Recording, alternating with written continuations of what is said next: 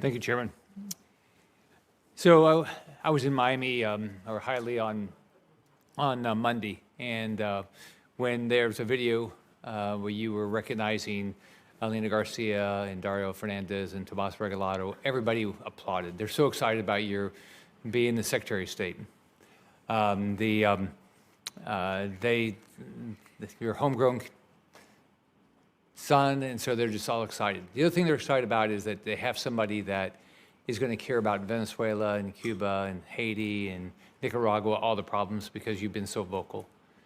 So I guess, can you just go through sort of one by one and say, look, we know what are our options? Not that you know exactly what you're going to do, and a lot of these decisions will be made by somebody else anyway, but what are, like right now, look at what's going on in Venezuela.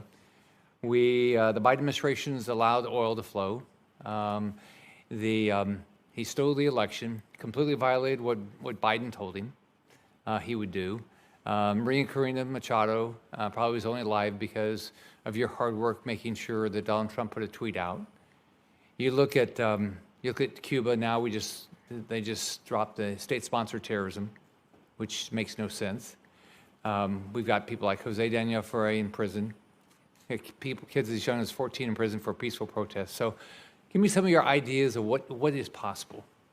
Let's take one, but let's start with Haiti, because in many ways it's globally complex. And I think the chairman sort of alluded to this a moment ago. There's a fundamental problem in Haiti in that there is no legitimacy of authority. And I say this in recognition of the fact that some of the national police forces in Haiti have been extraordinarily brave. Despite being outgunned and outmanned, these guys and gals have stuck at their post and fought back against armed gangs.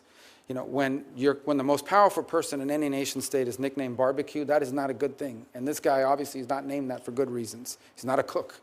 These are bad gang elements that are operating within Haiti and have destabilized not just Haiti, but threatened to destabilize the Dominican Republic, not to mention the migratory pressure that it places on the United States, on the Bahamas, and on other places in the region.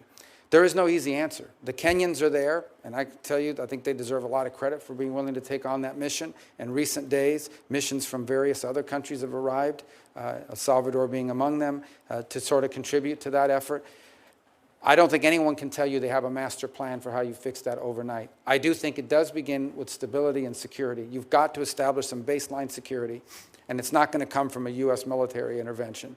So to the extent that we can encourage foreign partners, and I would include foreign partners in the Western Hemisphere, who should be contributing to this effort, to provide some level of stability and security in Haiti so that you can explore the opportunities to have a transitional government that has legitimacy, that can ultimately lead to the conduct of elections, and then have governing bodies in that country that can bring about a nation state that can begin to build some of the things you need in order for permanency.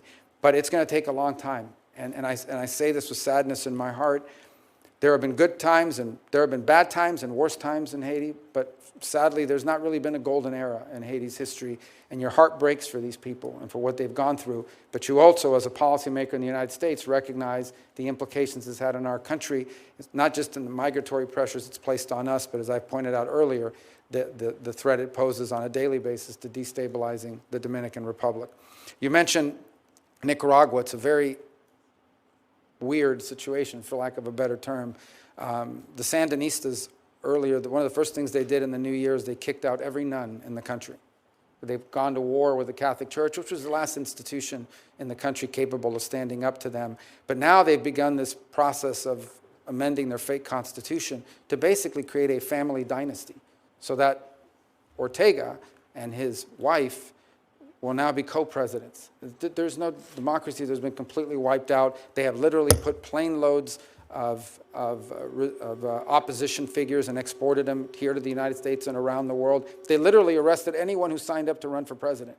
They arrested every single, you signed up to run for president, they put you in jail. So it's a big challenge, but our national interest is most challenged. Number one, because of migratory pressure. Number two, because the Nicaraguan regime is allowing people to fly into Nicaragua visa-free from anywhere in the world and then transit to the United States. They have become the point of entry for people from all over the world, because you come in without any visa, they charge you $1,000 or whatever the going rate is today, and from there you get on the migratory route and into the United States. They have been direct contributors to the migratory crisis we face at our southern border. And the third is the Nicaraguans have basically invited the Russians to establish a military naval presence in Nicaragua, in our hemisphere. That poses a threat to our national security. That needs to be addressed.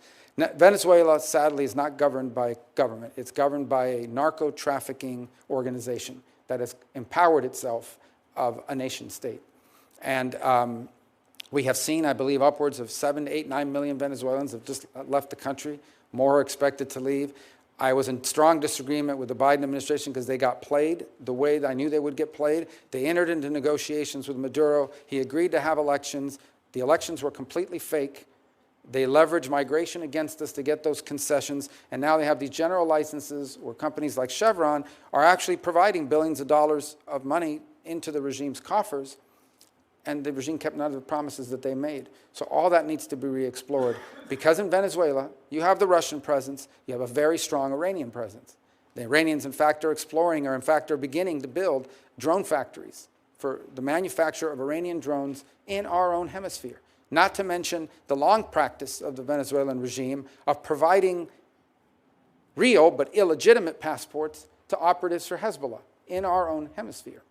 And lastly, and I leave it lastly to Cuba because it's one that's been more enduring, the problem in Cuba basically is that despite being a communist regime and Marxism not working, is that they've decided, and they thought what they would do is that they would create this holding company. It's called Gaesa. It is a company that they own by the Cuban military, and that holding company owns everything that makes money in Cuba. If it makes money in Cuba, they own it, and it generates revenue for them. The Miami Herald just did an expose on Gaesa. And while you have electrical blackouts and you have all these other problems economically in Cuba, Gaesa is sitting on billions of dollars that they've generated for their permanency.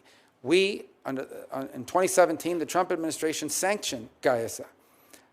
Unfortunately, the Biden administration lifted some of those sanctions and restrictions a couple of years ago, which increased the amount of money they're able to generate through things like manipulating remittances and the like. And then yesterday, the Biden administration announced they were rescinding all of the sanctions on Gaesa, which basically the sanctions were this. You can do business with an independent individual Cuban, but you cannot, it's the regime that doesn't allow it.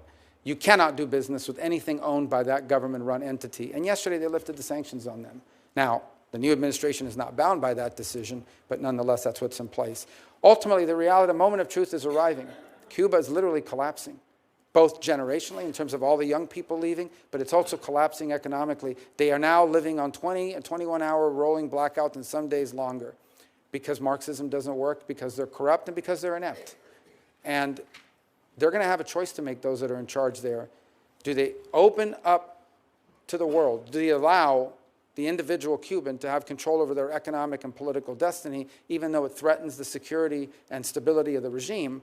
Or do they triple down and just say, we'd rather be the owners and controllers of a fourth world country that's falling apart and has lost 10% of its population in the last 2 years? And that's a dynamic that they're facing right now. I hope that they will choose the path of empowering the individual Cuban so that the individual Cuban has the ability to do what virtually the peoples of virtually every other country in the hemisphere have been able to do at least once in the last 60 years, and some more than once, and that is elect their leaders, vote for their leaders. You think about what happened here today. The Cuban people have no idea what it's like to have an authority figure or someone in charge and power, like I am as a U.S. Senator, sitting here having to answer questions from his colleagues, and also having to have people in the back screaming and protesting against you. You can't do that to a Cuban official. You can't question their decisions. The Cuban people have never been able to participate in a political process for over almost 70 years now. And they're entitled to that as much as the people of Colombia and Argentina and Paraguay and Peru and virtually every other country in the region has enjoyed. So let's assume you have this job, you're confirmed, you have the job for 4 years. What would your definition of success be? With regards to generally? Your job. You're just... The alignment of our foreign policy to our national interest has been defined, the security, prosperity of the American people. And that's, and by the way, I would define that as success for the country. What I would define as success for the State Department is not just that alignment, but making the State Department highly relevant again. Sadly, and I think I've shared this with you in some of our meetings with many of my colleagues, what has happened over the last 20 years under multiple administrations is the influence of the State Department has declined at the expense of other agencies and also at the expense of national security councils because it takes so long for the State Department to take action. And so increasingly you stop getting invited to the meetings and they stop putting you in charge of things because it takes too long to get a result.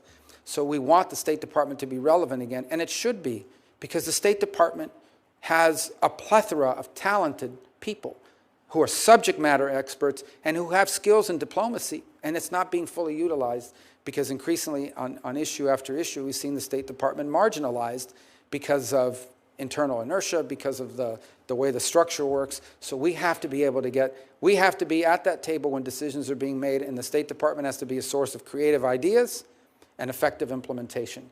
So I would define making the State Department relevant again in the setting of our foreign policy is critical.